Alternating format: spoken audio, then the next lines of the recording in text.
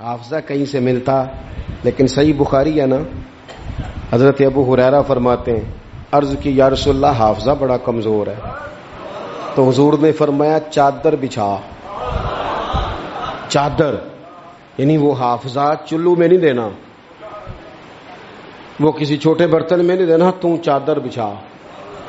کہتے ہیں چادر بچھائی اور حضور نے یوں کر کے 2 چلو بھرے اور میری چادر میں ڈال دیے۔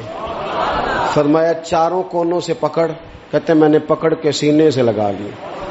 دیکھیں ہر زبان کا اپنا حسن ہے، پنجابی ہماری اپنی زبان ہے، اس کا بھی اپنا حسن ہے، اس کی بھی اپنی خوبصورتی ہے۔ یہ جملہ اردو میں نہیں کہا جا سکتا، صرف پنجابی میں ہی کہا جا سکتا ہے کہ نبی پاک تے حافظہ بھی پنڈاں دے حساب نال ونڈدے نے۔ یہ میں اردو میں نہیں کہہ سکتا، میری مجبوری ہے۔ حضور حافظہ بھی، تو اردو میں کہوں گا تو کہوں گا نبی پاک نے گٹھڑی باندھ کے، تو گٹھڑی نال مزہ تو نہیں نہ ہونا۔ اے جڑی پانڈ ہے نا، میں ایک دفعہ کراچی میں گفتگو کر رہا تھا تو میں کیا حضور حافظہ پنڈاں دے حساب نہ دیندے نے۔ میرے ساتھ جو ایک صاحب تو کہنے لگے سمجھ نہیں آئی، میں کہا تینوں نہیں بھی آئی تو مینوں تے مزہ آیا نا۔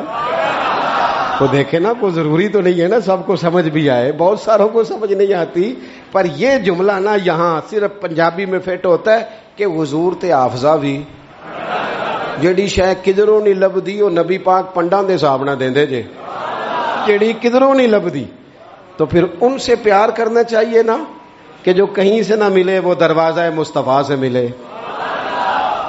پھر کچھ لوگ اس لیے بھی پیار کرتے ہیں کسی سے کہ اس کے احسان بڑھے۔ کبھی نہیں بھلا سکتے ہم رسول پاک کے احسان۔ امتیں تباہ ہو گئیں اپنی نافرمانیوں کی وجہ سے۔ کیا تھا مطالبہ مکے کے کافروں نے بھی، اگر ہم نہیں مانتے تو لائے وہ عذاب کہاں ہے جس کا آپ بار بار کہتے ہیں؟ تو اللہ کریم نے فرمایا وما کان اللہ لیعذبہم وانت فیہم، محبوب رب کی یہ شان نہیں کہ انہیں عذاب دے جبکہ آپ ان کے درمیان موجود ہیں۔ اوہ، جس غضب کو لوگ آواز دیتے ہیں نا وہ غضب خدا، وہ اگر حضور کی وجہ سے رکا ہوا ہے تو اس سے بڑا احسان اور کہاں ہوگا۔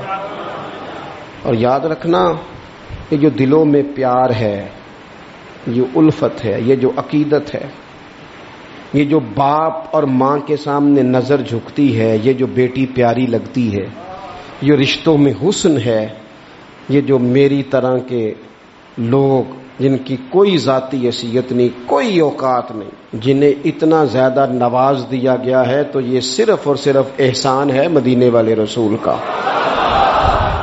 صلی اللہ تعالی علیہ وسلم۔ یہ حضور کے جو ہم پر احسانات ہیں نا، یہ کبھی گنے نہیں جا سکتے۔ ساری دنیا قبر تک چھوڑ کے واپس آ جاتی ہے، اور میں نے دیکھا ہے، مجھے جنازوں میں جانے کا موقع ملتا ہے، کہتے جلدی کرو مہمان دور کے ہیں، روٹی بھی کھانی ہے، جلدی کرو۔ ابھی پوری طرح قبر پہ مٹی نہیں ڈالی جاتی، پانی کا چھڑکاؤ نہیں ہوتا کہ وارث، وہ کہتے ہیں دعا کر دے جناب کچھ مہمانوں نے جانا ہے، او جنہ لی تو پاپ کمائے ہونو کتھے نہیں تیرے کر دے، یہ سارے تجھے چھوڑ کے آ گئے۔ کچھ عرصہ تھوڑا بہت یاد رکھتے ہیں، وہ بھی اپنی ضروریات کے لیے، کوئی تقریب آئی تو کسی وقت کھول کے یاد کر لیا، ورنہ باتوں میں، کہانیوں میں، داستانوں میں سارے تیرے ساتھی ہیں قبر کی دیوار تک۔